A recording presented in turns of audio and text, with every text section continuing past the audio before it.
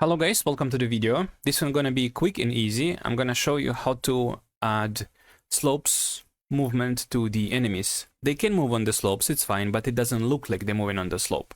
Whenever they're going up the hill, it looks like they're just looking forward. Let's take a look at this real quick. So there is enemy, we can see it moves up the slope and it's facing forward without noticing the slope. And for this enemy, it may be fine because he has these big wheels, and for this enemy, visuals are not that bad. But if we take the common enemy that looks like a barrel, where is it? Okay, there is the enemy. Goes to the slope, and we can see it looks forward. What I want to do is to make it look like this when it moves up. And this is gonna be much more realistic and correct way to do it. This is going to be pretty easy to do. We just need one method for this. So maybe we're gonna do it right now. I just want to make a new script for this. Let's do enemy visuals, because we might have other visuals for other enemies, and it will be better to put all of the visual things to separate script so we don't make too much of a mess in main enemy script. Let's go to a prefab of the enemy, and let's add a component of enemy visuals. Like that. When I move it up over here, and we're gonna open this script.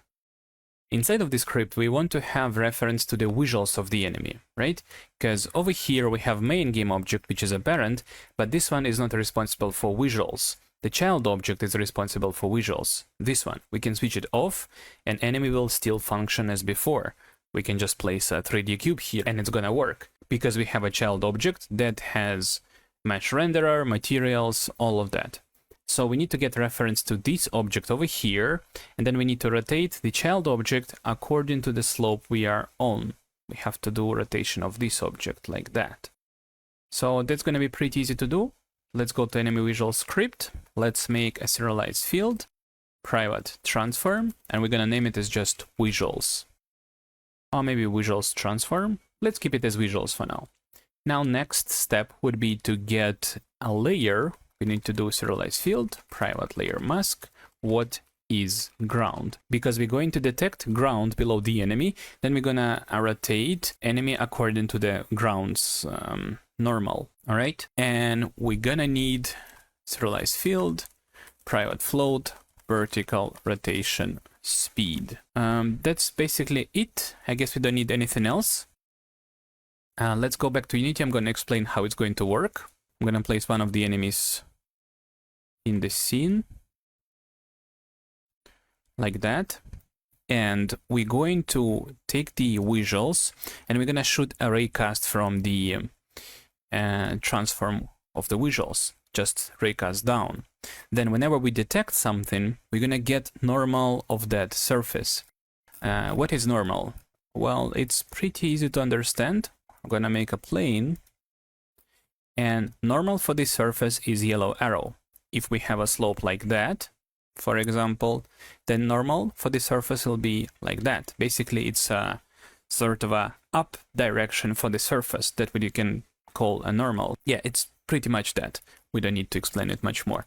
And we're gonna shoot ray into the surface, then we're gonna check normal of that surface, and then we're gonna rotate visuals of the enemy according to the normal we detected.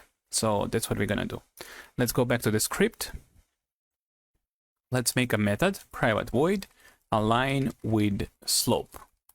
Inside, we want to check if we have any visuals, because if we don't have, we can just return from a method to avoid any errors. So if it equals to null, then return.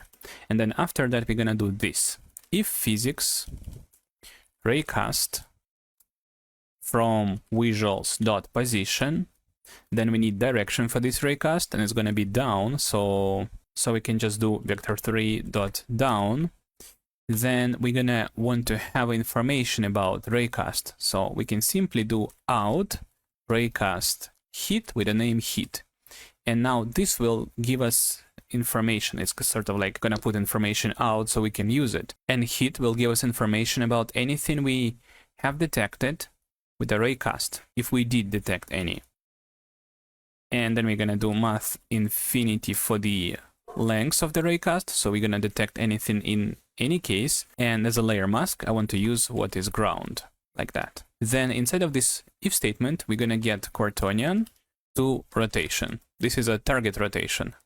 Maybe we could name it even as target rotation. And it's gonna be equals to quaternion from to rotation, transform up. So from transform up rotation to hit normal. And we're gonna multiply it by transform rotation, like that. Then we're gonna take visuals rotation equals to quaternion slurp, and we're gonna take rotation from visuals rotation to target rotation we just calculated. And as a speed, we're gonna give it time.delta time multiplied by vertical rotation speed. All right. Now let's open update and let's call align with a slope. We're gonna save it, go back.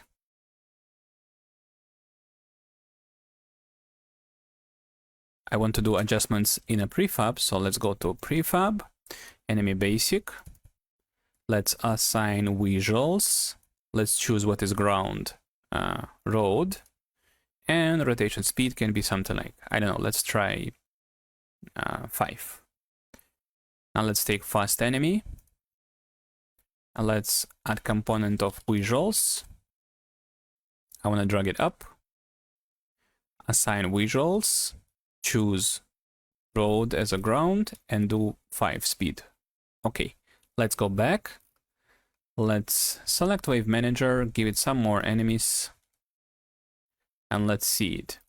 Okay, there are enemy, moves up the slope, and we can see it looks like it is aligned with the slope just like it's supposed to be.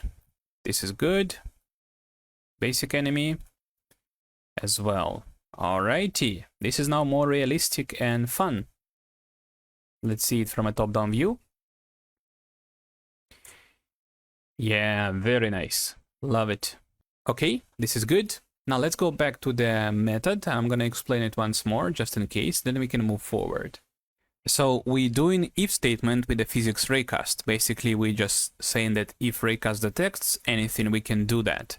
And then we need to set parameters for this raycast over here. We set in origin position, then we set in direction, and we want to shoot raycast down because we check in where is the ground and what is its normal. Then we do in out raycast hit, which basically allows us to get information about raycast we have, and if we detect anything, we can have that info inside of a hit, which we use later on over here. Then we use math infinity for the maximum distance of a raycast, and because it doesn't really matter how long it will be, we just need to detect the ground. I'm using math infinity, right? Just so we don't have any specific number. And then I want to be sure I'm detecting only ground and nothing else, and that's why we made a layer mask what is ground. Then inside of this if statement, if we detect anything, we make a local variable of a quaternion, which is basically a rotation, which is equals to quaternion from to rotation. As you can see, it says creates a rotation from direction to direction. And that's what we do. We giving it transform up as a starting rotation and hit normal up as a